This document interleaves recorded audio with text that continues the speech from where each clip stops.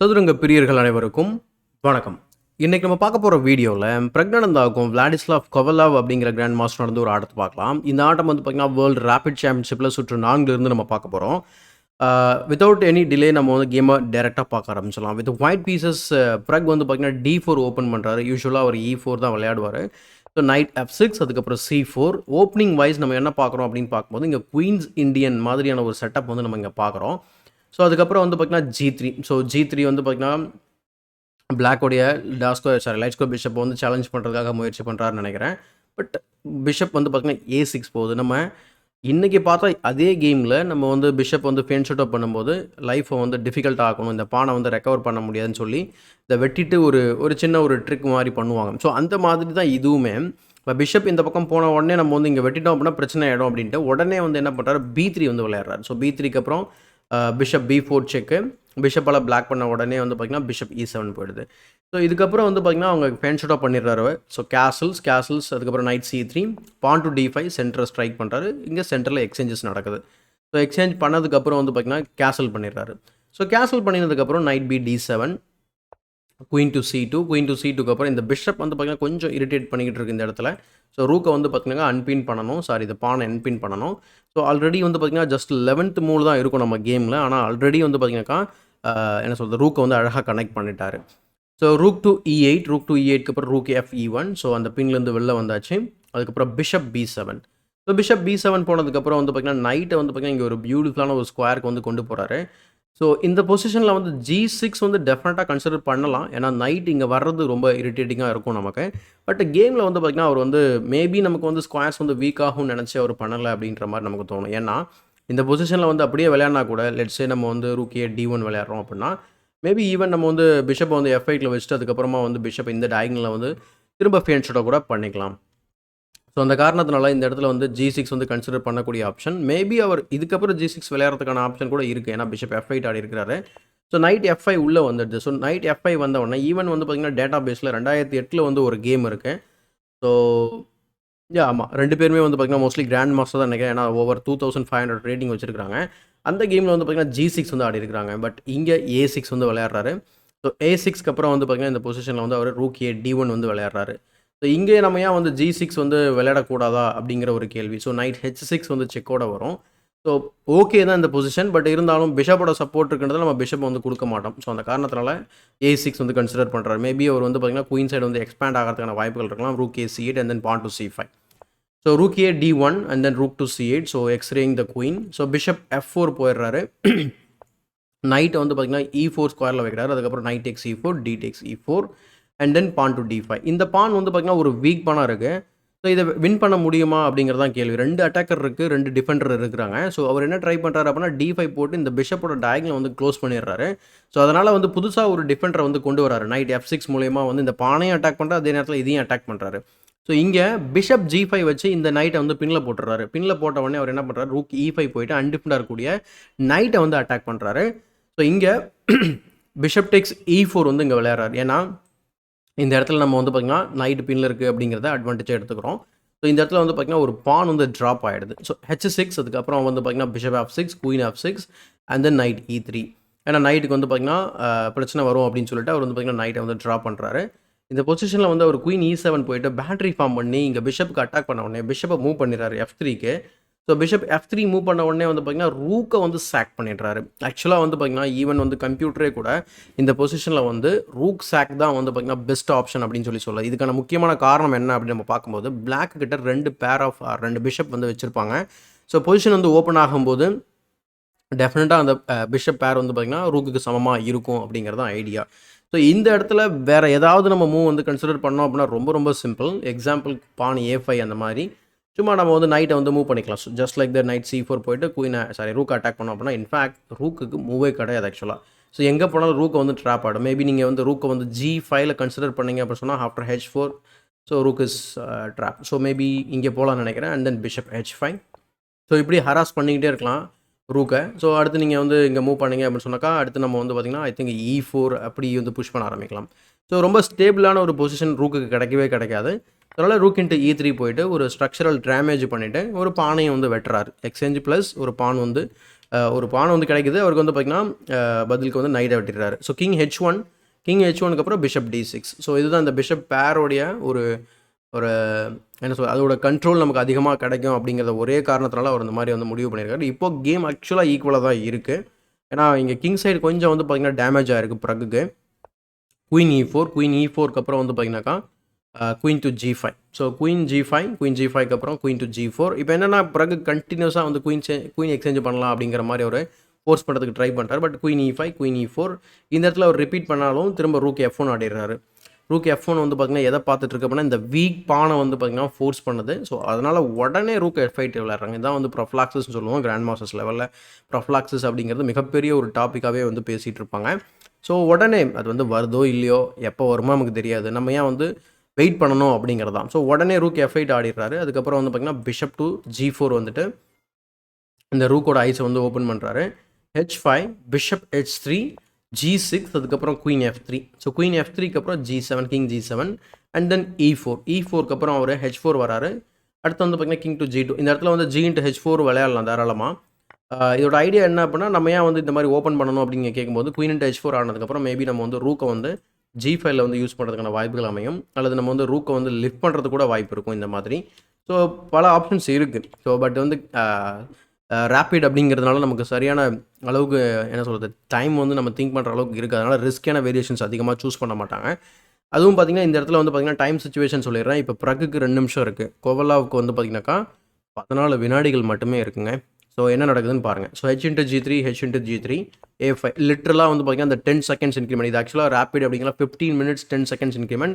அந்த இன்க்ரிமெண்ட்லேயே வந்து பார்த்திங்கன்னா ஆடிட்டு இருக்கிறாரு. ரூக் F2 குயின் E7க்கு அப்புறம் வந்து பார்த்திங்கன்னா பிஷப் டு G4க்கு அப்புறம் ரூக் E8 ரூக் DF1. இப்போ உங்களுக்கு பார்த்தீங்கன்னா வந்து இங்கே ப்ரக் வந்து பார்த்திங்கன்னா அலக்கைன் கன்னை வந்து ஃபார்ம் பண்ணியிருக்கிறாரு. இந்த அலக்கைன் கன்னை பற்றின ஒரு வீடியோ நான் ஏற்கனவே மேக் பண்ணியிருக்கேன். ஸோ ஃபஸ்ட் டைம் வந்து பார்த்திங்கன்னா அலக்கைன் வந்து இந்த 3 பீஸையும் மேஜர் பீஸையும் எப்படி வந்து ஸ்டாக் பண்ணி எப்படி கேம் வின் பண்ணார் அப்படிங்கிறது ஒரு சுவாரஸ்யமான ரொம்ப பிரபலமான ஒரு ஆட்டமும் கூட. ஸோ அதை வந்து நான் மேலே லிங்க் பண்ணுறேன், இன்ஸ்டா நீங்கள் செக் பண்ணி பாருங்கள். ஸோ இந்த 3 விஷயம் இருக்குது இல்லைங்களா, இதுதான் வந்து அலக்கைன் கன்னு சொல்லுவாங்க.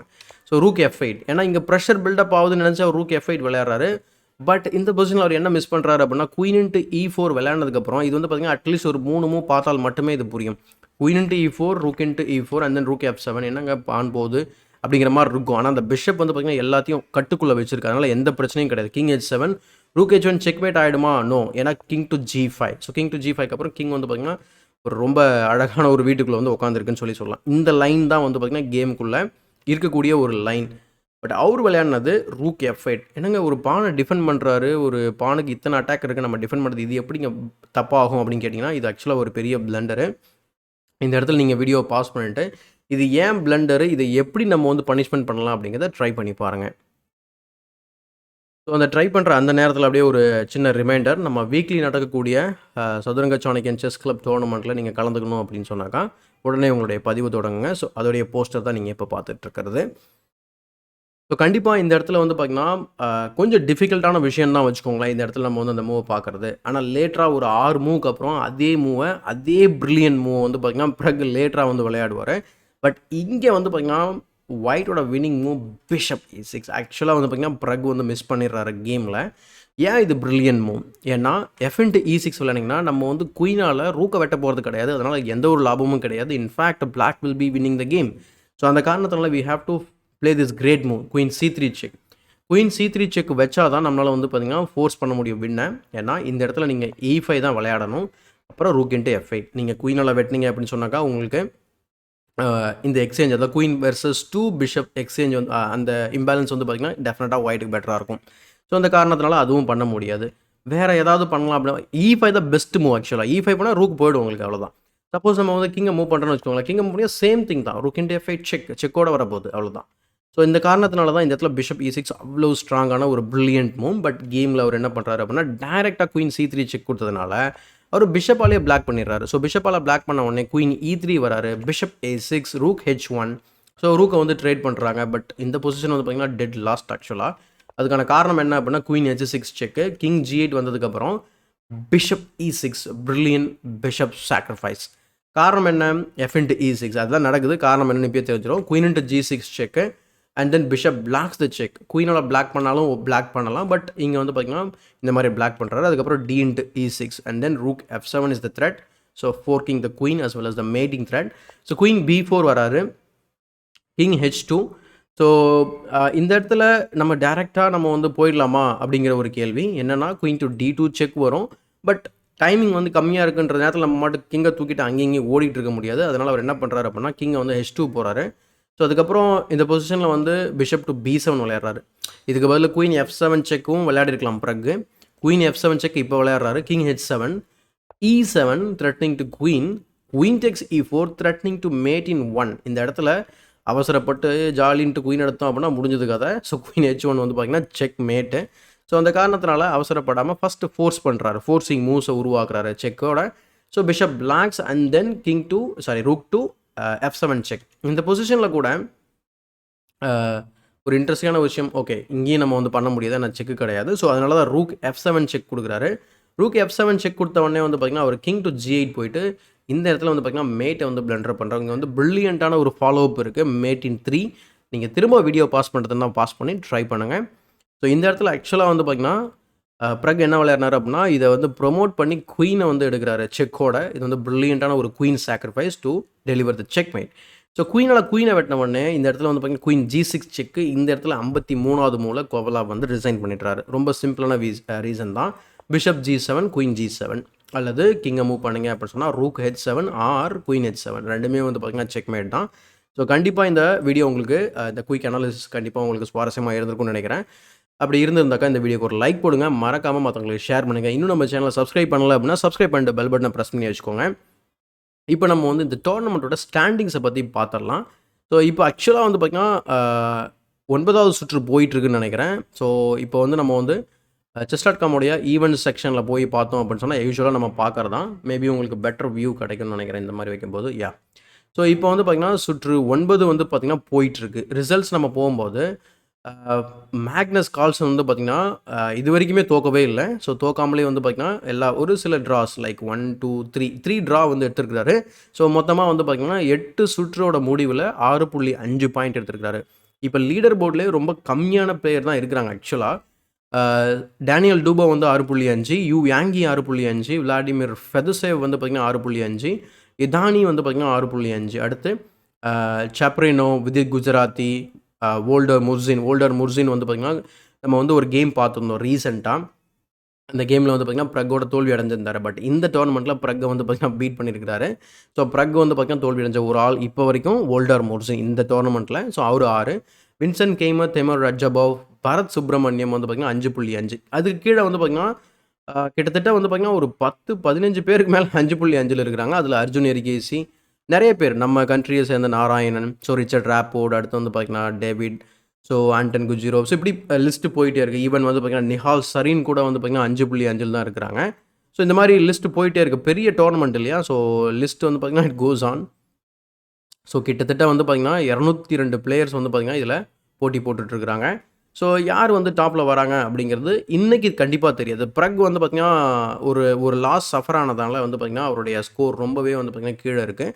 ஸோ அவர் 5 பாயிண்ட் எடுத்திருந்தாலும் கூட வந்து பார்த்திங்கன்னா 49வது இடத்துல இருக்கிறாரு. அதுக்கான காரணம் என்ன அப்படின்னா, இந்த டோர்னமெண்ட் வந்து பார்த்திங்கன்னா அவ்வளோ ஸ்ட்ராங்காக இருக்குது. இவரோட ரிசல்ட்ஸ் இங்கே பார்த்தாலே தெரியும் உங்களுக்கு, ஓகேங்களா? ஸோ ஒரு லாஸ் வந்து சஃபர், அதாவது வோல்டர் முர்சினோட. ஸோ இப்போ அடுத்ததாக வந்து பார்த்திங்கன்னா டேவிட் பராவியனோட ஆடிக்கிட்டு இருக்கிறாரு. ஸோ டேவிட் பராவியன் வந்து பார்த்திங்கனாக்கா ஸோ டேவிட் பராவின் வந்து ரொம்ப ஸ்ட்ராங்கான ஒரு கிராண்ட் மாஸ்டர். ஸோ என்ன நடக்குது அப்படிங்கிறது தெரியாது, பொறுத்திருந்து பார்க்கலாம். ஸோ இந்த இதில் வந்து பார்த்திங்கன்னா ஐ திங்க் நெக்ஸ்ட் கேம் நம்ம வேறு யாராவது ஒரு கேம் தான் நம்ம பார்க்க போகிறோம். ஸோ அதனால் உங்களுடைய சஜஷன் ரொம்ப முக்கியம். ஸோ கீழே உங்களோட சஜஷனை வந்து பதிவு பண்ணுங்கள். ஸோ இதே மாதிரி ஒரு பயனுள்ள வீடியோவுடன் உங்களை சந்திக்கும் வரை உங்களிடம் இந்த விடைபெறுவது உங்கள் சதுரங்க சாணக்கியன்.